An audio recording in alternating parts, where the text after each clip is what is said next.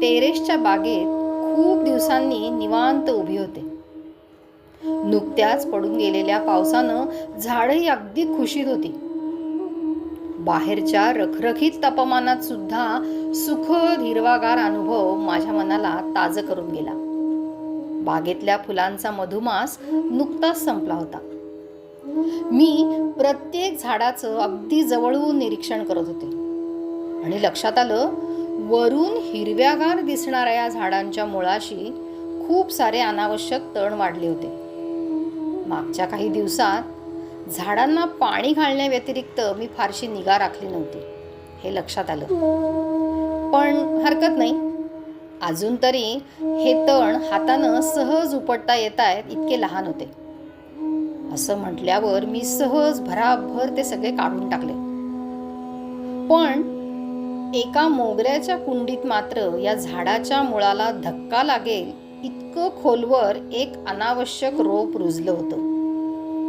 ते काढणं मात्र मला काहीसं कठीण गेलं. खूप छान फुलं देऊन गेलेल्या या मोगऱ्याच्या झाडाला धक्का लागणार नाही इतपत काळजी घेत ते अनावश्यक रोप मी प्रयत्नपूर्वक उपटून टाकलं. बगीच्यातल्या झाडांची माती मोकळी केली. अगदी आवश्यक तेवढंच पाणी सगळ्यांना घातलं, पुन्हा मुळापासून नव्यानं बहरण्यासाठी. या झाडांचं आणि आपल्या मनाचंही अगदी सारखंच आहे ना.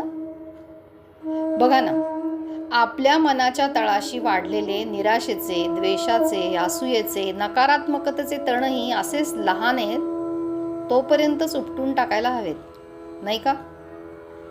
या लहरी मनाची मशागत या झाडांसारखीच अधूनमधून करायला हवी, असा संदेश मला या छोट्याशा कृतीतून मिळाला. आणि आजचा पर्यावरण दिवस माझ्या पुरता तरी मस्त साजरा झाला.